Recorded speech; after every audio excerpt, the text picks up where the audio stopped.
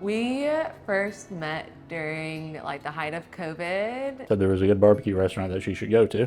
And that turned out to us going on our first date. He was very impressed that I wanted to eat barbecue on a first date. It was funny because I showed up wearing a mask and he really just didn't know what I was gonna look like. I knew she was gorgeous from the get-go, and she had a black mask on. Again, it was the height of COVID lockdown, we were just trying to figure out what we were doing.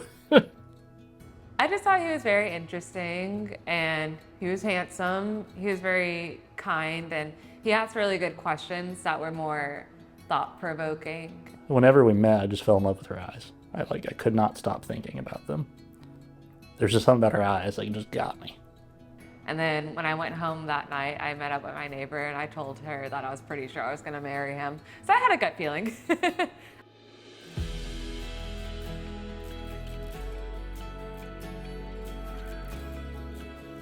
And I had waited so long just to get my first kiss with her. It took me 5 times. He told me that he loved me first before he asked me to be his girlfriend. So. And I looked at her and I told her I love her. And she said it back. And I mean, I knew right away. So I said it right back. And then he wouldn't ask me to be his girlfriend like right there and then. He wanted to do it more formal. So he brought me to Savannah. We went for like a weekend getaway, and finally at the end of the trip, he asked me to be his girlfriend. He's a thinker, and he kind of wears his heart on his sleeve, I would say. You just know he's very thoughtful with his words. And I liked that, it was kind of refreshing.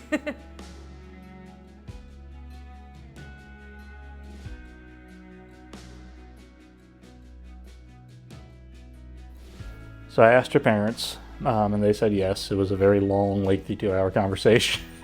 First thing in the morning. Coffee's not even kicked in yet.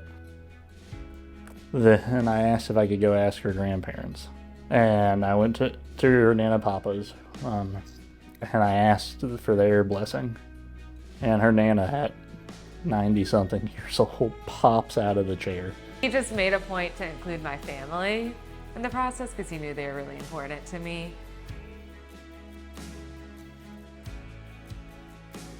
I knew Louisiana was special, Camille and Mardi Gras was special. And then he waited till the weekend of my grandfather's 95th birthday when a lot of family was in town. And he did it at a Mardi Gras parade because that is my favorite thing in the world. I got down on one knee there, and that's where I asked her to marry me. Unfortunately, I opened the ring box upside down.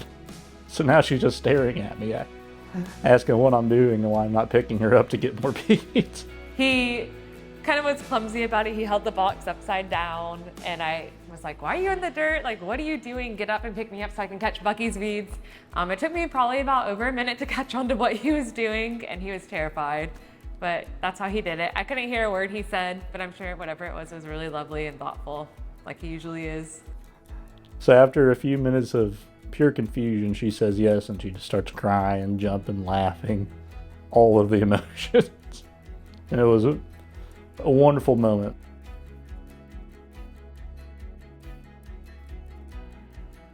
I love how he really just puts his whole heart into everything he does. He's not one to give up easily on something. Whenever he has a dream or a goal, he always reaches it. It might take a little long sometimes, but he's very caring and he puts a lot into love and life.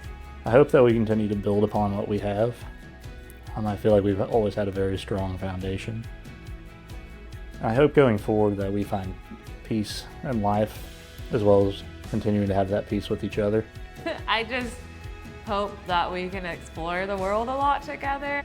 I appreciate how supportive he's been. I know the past year hasn't been easy.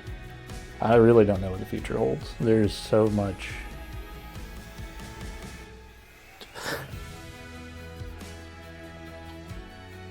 I'm sorry. There's so much that we don't know. But I'm looking forward to being a part of every part of it with her. He's had my back through a lot of hard times, and I really appreciate everything he's done, and I'm excited for a future together. And whatever life brings, I will always be there by her side. I can't wait to call her my wife.